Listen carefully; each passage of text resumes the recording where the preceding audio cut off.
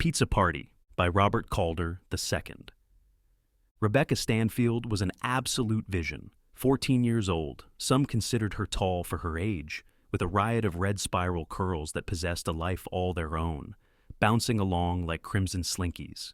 To me, she was perfection personified. Her folks, the wealthiest on Pearl Street by a long shot, had roots set so deep in the neighborhood's history, their name hung on the outside of the public library. They'd come from money, but had made their own fortunes in investment banking. Her dad was kind of a nerd, buying up lots of tech stock early on. They certainly had more than enough wealth to move to the sprawling mansions across town. Yet, they'd decided to stay put, determined that their daughter would inherit the same grounded beginnings they'd been afforded. They wanted her to experience all of the neighborhood traditions just as they had. The annual Halloween pizza party, for example, was one such ritual they believed would enable her to go out into the real world, fearless and unburdened. And tonight, she was dressed in a nurse's uniform. Her crisp white cap sat high atop her fiery curls, catching the last golden rays of the setting sun, catching her smile in its ethereal glow. Wisps of curls cascaded out from her cap, a vibrant red against the stark white of her uniform, which fit a little too snug for her father's comfort. The way it clung to her blurred the line between a young girl and a young woman. But that was the least of her worries. Admittedly, the irony of her costume was lost on me then, but now, looking back, I can appreciate the dark humor and subtle rebellion of it. Did she know? Of course, nobody was supposed to. Maybe one of her parents had suggested it as some kind of a twisted joke. Naturally, everyone was drawn to Becca.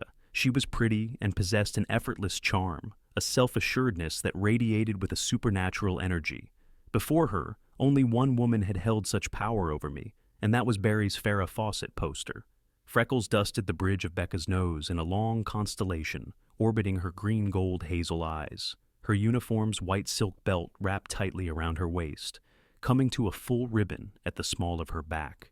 Peeking out from beneath the silk was the warm glint of gold, the battle-scarred shine of an old pair of brass knuckles.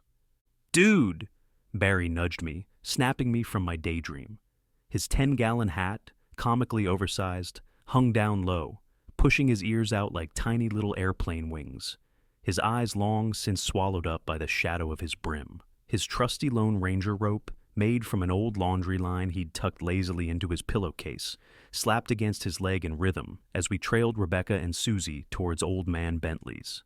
Barry's costume was a rush job. His mom did what she could to put something together for him, but working 2 jobs made finding the time a struggle. Still, he looked professional in his country western shirt and tight blue jeans, complemented by the oversized Stetson. Aside from his ever-present Kool-Aid mustache and bright white Reeboks, Barry looked every bit the part of a dusty cowboy. "I didn't know Becca was coming. How about you?" "Well, she's 14, ain't she?" I retorted, shifting uncontrollably in the itchy red and black buffalo-plaid shirt my uncle had loaned me. "Real wool," he'd said. "Real uncomfortable" was more like it. The shirt felt like a woolly straitjacket, its sleeves hanging well past my hands, swallowing them up. My mother had rolled and pinned them back in a desperate attempt at frontier tailoring. All the 14-year-olds go to 15 Pearl Street on October 31st. It's the Halloween pizza party. It's a neighborhood tradition. Barry stopped dead in his tracks, looked across the street to the Keiko twins, Michelle and Mark, comically dressed as the front and back ends of a bisected canvas Appaloosa. "You're telling me," he said, his voice incredulous, "that in all the years this neighborhood's been around, there's never been a 14-year-old to ever skip the pizza party?" He looked at me, doubt floating in his eyes. "Uh-huh. I mean, that's what my folks told me. It makes sense when you think about it. Who'd willingly skip a pizza party? Psychos, maybe. Besides, this neighborhood isn't that old. All of these houses started popping up in the 60s. The construction's barely 20 years old," I said, proud of my research. "Every year, all the kids go to Old Man Bentley's, gorge themselves on pizza and soda, stay up all night, raise hell, and when the sun rises, they come out changed." I paused for dramatic effect. My eyebrows danced over each word. Change forever. Change for the better. Change for the better? Baloney. What exactly are we even talking about here? Nam or something? Beep, beep, beep, beep. Barry's obsession with Vietnam War movies reared its ugly head again. From Stallone to Norris, he devoured them all. "What's that?" I asked, confused. "That's my bullshit detector, shithead," he deadpanned, and our dry, rattling laugh echoed down the street. Becca's head snapped around at the outburst, her eyes lighting up in a soft smile as they caught mine. A jolt of something, nervousness, excitement, probably a cocktail of both, shot through me, and I couldn't help it. I had to look away. Fear and hormones forever locked in their aggressive adolescent battle. Me being no more than a conscientious objector. My parents explained Old Man Bentley's tradition to me last month over dinner. Tuna casserole with soggy canned green beans. Yuck. Every Halloween, Old Man Bentley opened his house to the neighborhood's 14-year-old kids. His garage was piled high with mountains of pizza boxes and sugary treats, all free. The catch? No adults, no supervision. Not even Old Man Bentley himself would be there. Picture Lord of the Flies, my dad had explained, but with caffeine. I nodded, pretending to catch his reference, though I'd never read the book. It was my dad who insisted I bring some sort of a weapon. The concept of being unleashed into a house full of hyperactive kids, especially with Rebecca Stanfield in the mix, without any adult supervision, sounded like pure heaven to me. If only my legs didn't turn to jelly whenever she was around. She held a certain power over me, all right. Around her, I became quiet, drifted to the shadows, stumbled over my words. She managed to leave me tongue-tied. My wool watch cap was stuck to my head with a greasy sheen of sweat, and with each step, my pillowcase grew heavier. Glancing down, the finely sharpened tip of my hatchet had torn through the fabric, catching the last golden rays of the sunset. I swear I must have looked like the smallest, most awkward lumberjack of the Northeast woods. Not to mention the spirit gum holding my fake mustache in place itched like a swarm of fire ants. I'd bet a month's allowance that Burt Reynolds' mustache never drove him to madness. Against the faded garage doors of 15 Pearl Street, a figure stood silhouetted, imposing Mr. Bentley. His thick arms were folded, his muscles giving the appearance of taut sails in a stiff breeze, as he poked his gnarled finger over each of the children's heads, gathered in his driveway, counting them not once, but twice. His house, wrapped in sun-faded sage-green aluminum siding, was the mirror image of every other house on the street, save for the thick wrought-iron security bars bolted over his windows. It would seem that the HOA had turned a blind eye to this blatant violation, a privilege not afforded to the other homeowners on Pearl Street. Perhaps it was a special consideration for his annual Halloween hosting duties that they allowed such an affront to their staunch rules. Rusty tears dripped from the bolts, staining the siding in a sienna-colored waterfall before disappearing into the cement foundation. Mr. Bentley seemed to take home security very seriously. Once again, he counted the crowd of horses, cowboys, police officers, ghosts, breakdancers, valley girls, and monsters wearing ill-fitting plastic sack costumes with cheap molded masks, his lips moving silently with each attendee. Over and over again, he arrived at the same unsettling conclusion.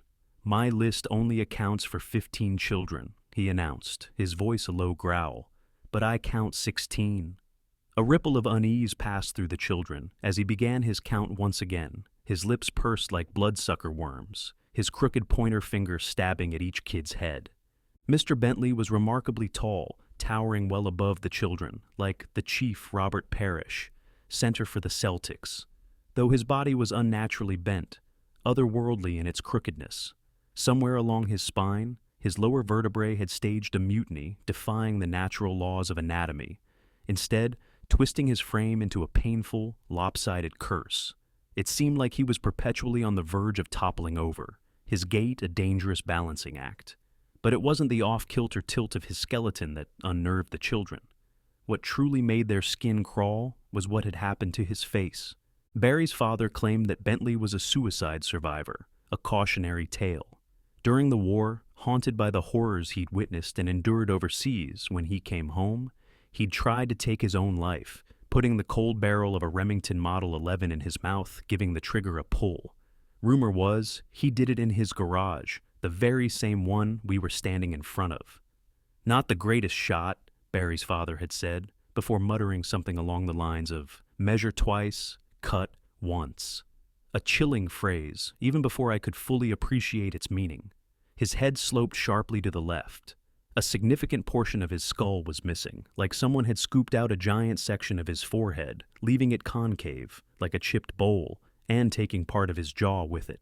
When he spoke, what little jaw that still remained clicked dryly as it slid in and out of its socket, trying to find its way home. The hairline on Old Man Bentley was manic. What remained were patches of graying hair clung to his scalp, more like Cuban refugees than hair. Some trimmed, while others sprouted wildly from the scarred tissue of the exit wound. His face, despite the surgeon's best efforts, developed a waxy sheen to it, like candle drippings poured over the holes of his skull, smooth and perpetually shiny, oil floating on still water, not a single pore to be found. As his body listed right, his head veered left, his features forever threatening to slide off his skull in revolt. "Well," Mr. Bentley said, his voice raspy and tired, "I suppose as the years pile on, I'm prone to making a few mistakes. 16 it is then. Just to be clear, is everyone here tonight 14 years old? It's extremely important that you're exactly 14. Not 13 about to turn 14, not 15 just last month." He scowled, his eyes narrowing as he scanned the faces before him to reveal who the violator was. The children stared back in a nervous mixture of anticipation and apprehension. My eyes followed his, and that's when I spotted Damian Cunningham across the driveway, a burly kid for his age and a grade below me, dressed in black and white stripes like a Depression-era prisoner. His reputation for bullying half the kids present at one point or another was legendary. His costume seemed appropriate. Wasn't he held back a year in second grade? Wasn't that why he was a year behind me? I couldn't be sure. Perhaps, just like Old Man Bentley, my memory was failing me. When our eyes met, an icy sneer twisted on his lips, and he drew his thumb across the white underbelly of his throat, a warning to keep my mouth shut. This wasn't my business, and I wasn't about to make it so. Anyone foolish enough to call him out would rue the day. "There's only one rule," Mr. Bentley's voice boomed, cutting through the tension. "No matter what happens tonight, you can't leave. Every door will be locked from the outside, for your own safety, of course. Once you're in for the night. Is that understood?" A chorus of nods and murmurs bubbled through the kids, admiring the thickness of the wrought iron bars over the windows. It was clear to me there wasn't a chance any of us was squeezing through those things. "Very well," he said finally. "Before we begin, does anyone have any questions?" Rebecca's hand went up, a flag of white against the darkening sky, an Irish claddagh ring glinting on her finger. Mr. Bentley nodded for her to speak. What if someone gets hurt?" she asked, her voice small, timid, not the tone you expect to hear from a girl with brass knuckles tucked beneath her sash. "What if, you say?" Mr. Bentley repeated, an eerie smile spreading across his lopsided face. His lips peeled back like two greasy eels, revealing rows of crooked teeth clustered around one single, dead one in the center. A wet, guttural laugh rumbled in his throat. "Oh, dearie, I can positively guarantee it." It was like stepping into a tomb. The garage was dark, thick with the cloying stench of spent motor oil and cheap tomato paste. As the last of us assembled inside, I glanced back at the closing door, catching a fleeting glimpse of Mr. Bentley's ramshackle hair, haloed by the dying light, before it slammed shut, suffocating what little remaining light we had to hang our hopes on. The cold, dead click of a padlock echoed in the bottomless darkness, followed by the hopeful flicker and sudden burst of the overhead fluorescent lights, humming to life like a nest of bees. "Whoa!" Barry exhaled, his jaw hung open, taking in the massive mountain of junk food laid out before us. Pizza boxes towered high like wind-whipped skyscrapers, surrounded by an army of torpedo-shaped bottles of high-octane soda. Tab, sun-kissed, mellow yellow. He even had new Coke lining the tables, the guards at the gate. Plastic tables strained under the weight of candies, cookies, and chips. It was a feast of epic proportions. A sugary bacchanal not seen since the zenith of Grecian apocries. Dazed, the pillowcase slipped from my grasp, hitting the floor with a dull metallic thud. The hatchet's hickory handle laid bare for anyone to discover. I snatched it quickly, hoping to keep my secret. My stomach rumbled, hunger overriding any apprehension holding me back. Costumed creatures swarmed the tables. The rustling of their plastic sack costumes sounded like hefty bags caught in a chain-link fence in a gale. Tiny hands snatched and grabbed at the treats, everyone fiercely determined to secure their booty. It was a moment of unrestrained gluttony, like a modern-day Roman feast. Soda replacing mead and pizza slices hanging over the hungry mouths of babes instead of grapes. Bottle caps popped, shooting sugary jets of foam into the air. Dionysus would have been proud. Eventually, the crowd secured their rations, and the young teens divided along gender lines, just like gym class. Boys huddled together on one side, girls on the other, nervous eyes watching from both sides. Without society's rules, we still instinctively sought the comfort of our own. Some things, I suppose, are just ingrained. The girls clustered around Rebecca like energized particles around an excited nucleus, while I found myself on the periphery of my group, operating more as a free radical. After gorging on pizza, my mind started to clear. That's when I noticed the clock. Even Jeffrey Inman had mentioned it. "What's with that goofy clock?" he said, pointing his finger at the wall. How had I missed it before? To the left of the door leading into the house, secured to the wall, thick straps of duct tape, was a digital alarm clock. There was a tangle of wires snaking from it, leading to an electronic lock. Mr. Bentley was clearly innovative. 4 red numbers glowed brightly on the display, counting down. 8:57. 9 minutes until what exactly? A knot of steel straps tightened around my stomach. I glanced at Rebecca. Our eyes met. I found her expression to be unreadable. Curiosity, anger, admiration, I couldn't tell. But she didn't look away. I, however, couldn't hold her gaze. Between her hold over me and the anxiety of that goddamn mysterious clock, my eyes couldn't sit still and darted back to the clock, fixated on its tempestuous countdown. With each passing second, my anxiety grew into a rising tide of dread. I could feel Becca's gaze watching me, studying me. It had to be my imagination, right?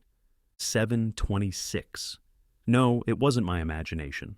Though it could have been a sugar rush, or likely overactive hormones, I swear on my mother's soul that the temperature in the garage was rising. More than just the culmination of our body heat, more than the heat of embarrassment under the watchful eye of Becca's intense scrutiny. Maybe my sweaty wool cap made me more sensitive to the heat, but this felt different. I remembered something my mother had muttered last night while checking her recipe card for her pork roast. Preheat the oven to 350 degrees.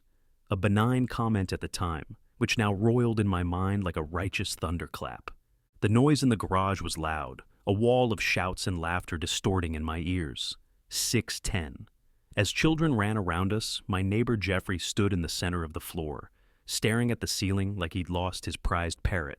Above us, the ceiling glowed with an ominous orange light. Giant heating coils, hanging by crude metal straps, blazed like molten lava.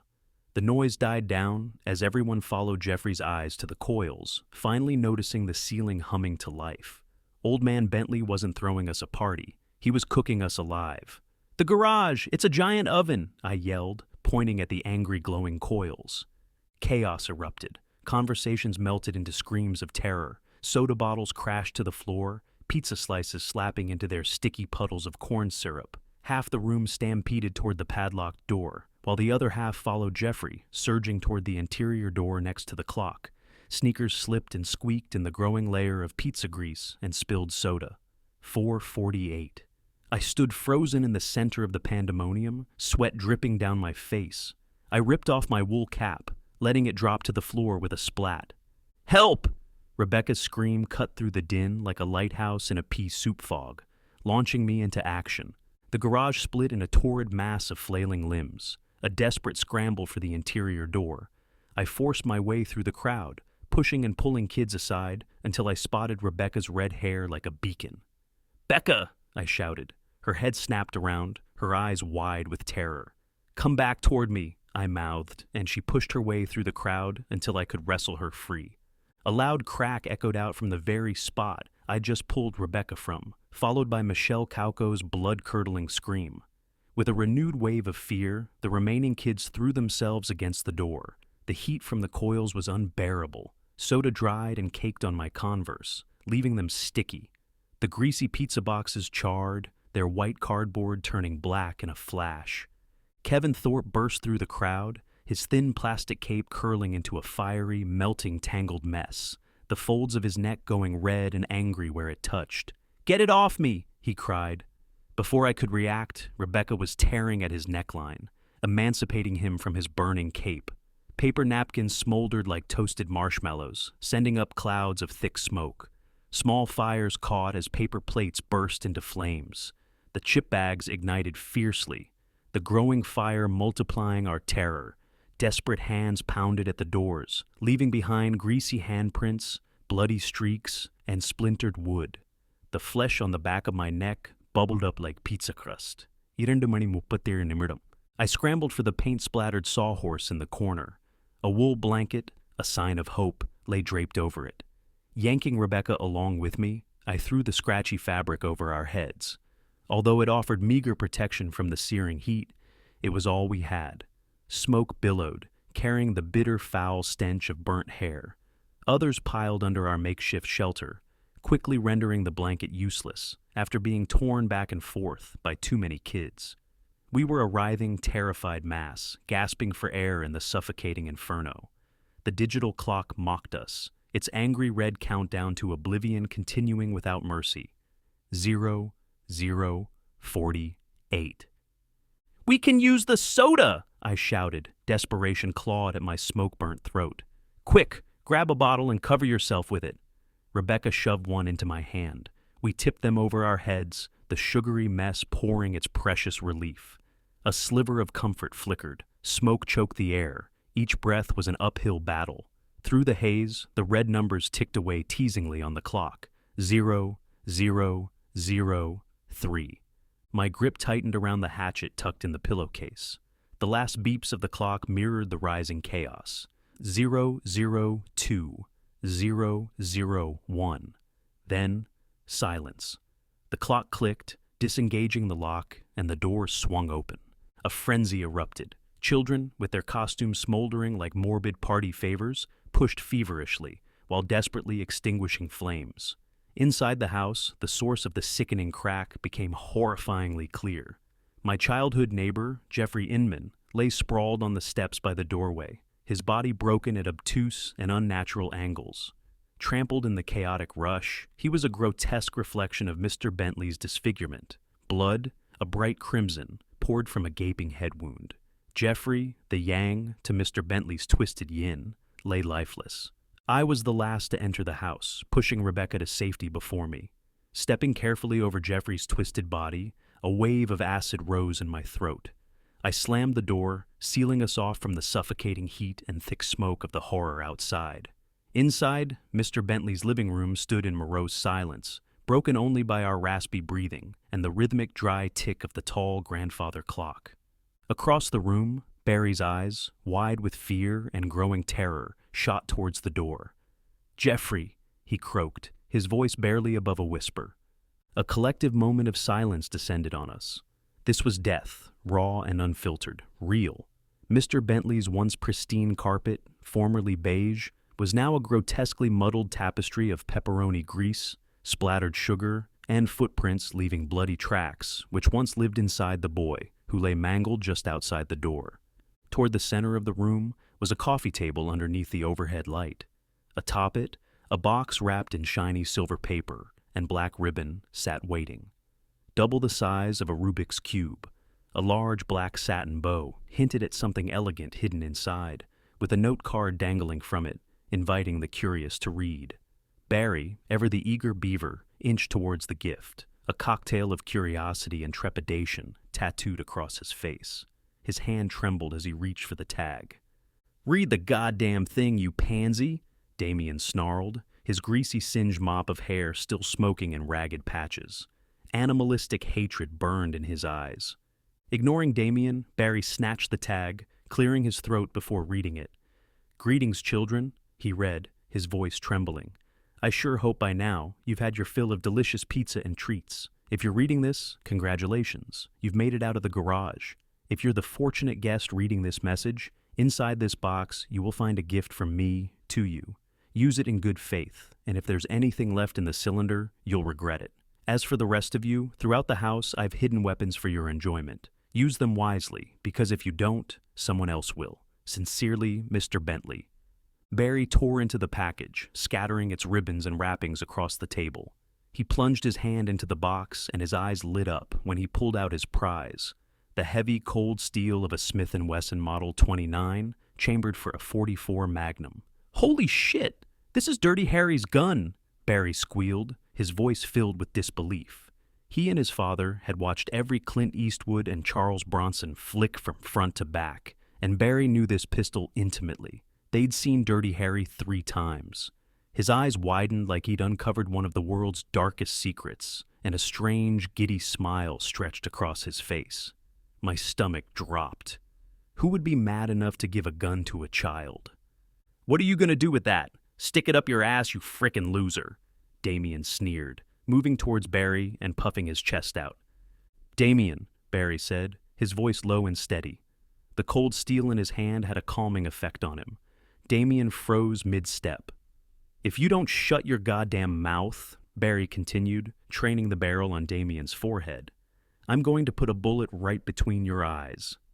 "You wouldn't dare," Damien growled, hitching up his black and white prison trousers, his body coiled like a spring ready to snap.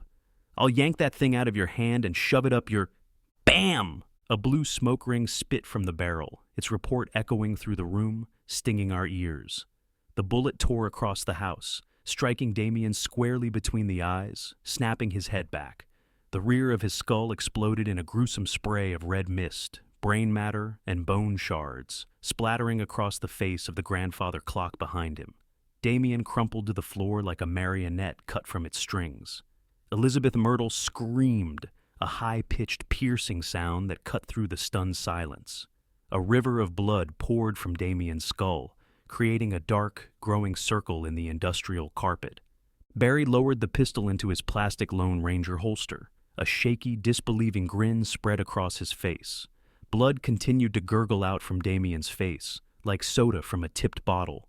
"Jesus, Barry!" I shouted, the anger in my voice barely masking my disbelief. No one needed to die. "What the hell are you doing?" "I didn't have a choice," Barry stammered, his breath coming in choking gasps. "It was either him or me. You saw that, right? He threatened me." A dry, chilling laughter then filled the room. It was a harsh, devilish sound, but looking into the faces around me, no one's mouth was moving. Then, as if a zombie were rising from the grave, Damien stood. The back half of his skull, now loose, slid off, hitting the carpet with a sickening wet plop. "Ha, ha, ha! I didn't feel a thing," he teased Barry, his voice a distorted, gurgling mess. "I knew you couldn't do it. You're just as weak as your old man." BAM! Another gunshot barked, sending Damien reeling backward into the grandfather clock. His impact shattered the glass, sending shards flying. Its golden pendulum fell to the floor with a metallic clang. The clock's steady ticking stopped, freezing time at 10:13. Yet, Damien kept on laughing, blood now flowing from a second ragged wound in his chest. The bullets weren't stopping him, barely slowed him down, in fact. All they managed to do was fuel his incredible rage. Clutching the now freed pendulum, Damien charged at Barry, with a look of determined madness and glee on his face. With rabid strength, he plunged the pointed pendulum into the soft flesh beneath Barry's jaw, forcing the pendulum through Barry's skull, its shiny tip protruding from the top of his head like a brutal golden unicorn horn. Blood poured from Barry's jaw like a faucet. Instead of collapsing, Barry joined Damien's laughter, their combined cackles echoing through the walls like the howls of demented hyenas. Barry yanked the pendulum from his jaw, releasing a fresh splash of gore onto the carpet. These brutal attacks weren't inflicting pain, but they were certainly doing horrific damage. What the hell was happening? Then, a knocking came from the garage door, which interrupted the macabre laughter, silencing the room.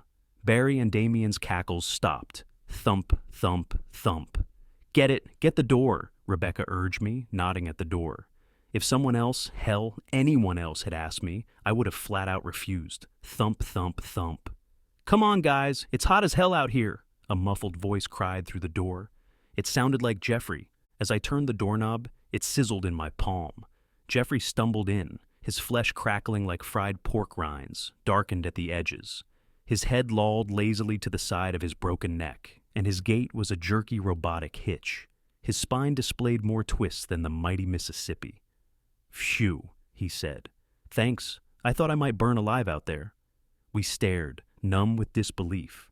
"What?" Jeffrey asked, pointing his charred head at our horrified faces. "You all look like you've seen a ghost." "Jeffrey, you're dead." I said it as much for my own sanity as his. He ran his hands over his charred costume. "Huh," he said plainly. "I feel fine, though. I don't feel so dead." "But just look at yourself." I pointed to the nearby mirror. Jeffrey studied his reflection, poking a finger into the loose blackened skin. After a moment, a giddy grin spread across his face. "This is awesome! I can't be killed! I'm like the goddamn Terminator." In order to properly test this theory, Barry let loose another slug into Jeffrey's chest. Jeffrey staggered backward, nearly hit the floor, then popped back up, grinning as the echoes of the gunshot faded through the house. "We're invincible!" Barry shrieked, firing his remaining 3 rounds into other children. Raggedy Ann's button eye flew off in a spray of gore. Superman's chest sprouted a gaping hole where the S had once been. Then Barry spun on me, his eyes alive with rabid foolishness, and shot me directly in the center of my throat. The bullet tore through my neck, puncturing my trachea and exiting the back of my neck in a messy baseball-sized gaping hole. And through it all, it tickled. A wave of uncontrollable laughter gripped me, and it spread through the room wildfire. Everyone scattered, frantically searching high and low for Old Man Bentley's promised weapons. The sounds of glass shattering, gunshots ringing out, and power tools whirring to life became a symphony of glorious, unrestrained violence. Flesh tore, bones shattered, and we bled so profusely. The living room carpet became a sticky marsh of crimson-splattered viscera, a disgusting change from the burnt pizza and soda sludge coating the garage. Our mayhem and carnage continued throughout the night, each death proving more bizarre and outlandish than the last. Kevin Myers discovered a wooden plank, bristling with rusty bent nails. He wielded it with the practiced swing of Wade Boggs, driving the nails deep into Elizabeth Shoupp's forehead. She laughed hysterically as he stomped on her head, yanking the nails free, leaving deep bloody divots in her skull. Barry, at one point, took a butcher's knife from the kitchen and disemboweled himself. Slipping the blade stem to stern, he reached inside his torso like a gore-soaked Lone Ranger, tying his own small intestine into a lasso, hog-tying the 2 halves of the Kaiko twins as they ran past him in their horse costume. They managed to free themselves by chewing through his entrails. Michelle's silver braces became coated in a glistening layer of serosa as she laughed at the sheer absurdity of it all. I watched, mesmerized, as Rebecca's tiny hand wrapped around the heft of her brass knuckles. With savage force, she repeatedly punched Sue Gusset, dressed in a sheet as a traditional ghost, her blows crushing the girl's face beneath the white sheet. Crimson blossoms spread across the fabric like hibiscus flowers. The ghost simply laughed through the pain, broken teeth raining down across her shoes from under the sheet like fall leaves before rejoining the mayhem. There was something uniquely bewitching about Rebecca, unleashing years of suppressed rage like that. It was cathartic. Troy Bush found a pair of nunchucks and spun them with the dexterity of Bruce Lee.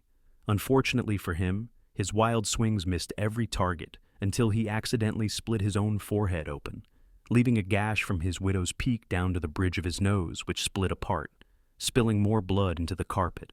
We laughed blissfully at his clumsiness, while tooth fragments fell from his laughing mouth. As for me, I cleaved my best friend Barry right in the middle of his forehead with the hatchet my father had given me. Barry cried out that it tickled and begged me to chop off his foot. It took several swings, my hatchet becoming stuck in his ankle bone, but eventually I managed to sever his Reebok-clad foot and left it on the coffee table as an offering, its Velcro straps colored pink with gore. By morning, we lay spread out across the blood-soaked carpet, exhausted but still giggling, reliving the night's mayhem. Old Man Bentley's living room looked like a slaughterhouse after an overtime shift. There was something undeniably liberating about unleashing such raw, unrestrained violence. It felt like every Christmas morning of our youth rolled into one bloody, glorious mess. Teeth, blood, and bone fragments outnumbered the dust bunnies underneath the sofa. The sugar and caffeine had finally worn off, leaving us drained and oddly euphoric. Swollen eyes smiled from behind split lips and fractured skulls. "I want to thank you," Rebecca said, her voice soft. She plucked a glass shard from my face, her fingertips coming away red. "Back there in the garage, I thought we were going to die. None of us knew what to do, but you helped me. You risked your life to save me. I'll never forget it." "It's nothing. I would—" But before I could finish, her lips were on mine, soft rose petals pulling me into a long, passionate kiss. The blood in our mouths combined in a metallic stew of nickel and iron. When she pulled back, she was beaming. A fresh trickle of blood ran from her mouth, and I leaned in for another. "Guys, the sun's coming up," Barry shouted from the window. Sunlight streamed through the barred windows. As the light touched each surface, a strange transformation occurred. The room began to revert to its original state. The clock, which had fallen into several expensively damaged pieces, reassembled itself. The coffee table became whole, the crater in my throat sealed. We all watched in stunned silence as the carnage of the living room and the brutal damage to each of us rewound time itself. Barry's stomach and forehead were unscarred. Raggedy Ann's button eye reappeared where it had been when the evening began, and the smell of smoke from the garage all but vanished. Our bloody footprints, which had ruined the carpet, had simply disappeared.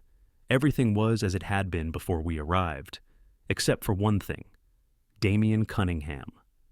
The sunlight had no effect on his broken body. His legs remained twisted and broken. The bullet holes in his face refused to close. Blood had dried into dark, flaky scabs. He was dead. Like for real, dead. Flies buzzed around his body as we struggled to understand why he hadn't been saved. Then, the front door opened. Stepping into the bright morning light, my pupils ached. Our parents waited for us anxiously outside, hands clasped in tense knots. It was tradition, after all. My mother rushed to me, pulling me into a loving embrace, which I hoped Rebecca hadn't seen. When I checked, I found Rebecca was locked in a similar embrace with her parents. "Mom?" I asked. "Yes?" "Damien didn't make it out. He's still inside," I said, looking back at the door. "I'm pretty sure he's dead." "You know, the same thing happened to your father and me," she said, her voice flat. "Someone snuck in who wasn't 14 yet, and when the night was over, they didn't wake up." "It didn't have to be like that," I said. "Well, he was warned, wasn't he?" she replied, her tone as casual as ordering a coffee. "Sometimes, when people act selfishly, they have to deal with the consequences." She put her arm around me, and we walked home in silence. That night has stayed with me. It's the kind of thing that's hard to forget, and to this day, I feel the sting of guilt over what happened to Damien. We were all complicit in his death, misled perhaps. We acted how we thought we should. It's true that no one mourns a bully, but bullying is a phase. They're acting out against something too. It's something people grow out of. Eventually, life took us all in different directions, and we'd forged our own paths. It was inevitable. But once you've faced your greatest fears, and you've dismembered and mutilated your friends and tormentors, there's little left that life can throw at you to try and catch you off guard. It leaves you immune to it, I suppose. It's a twisted way to look at it, but god damn, it sure was poetic.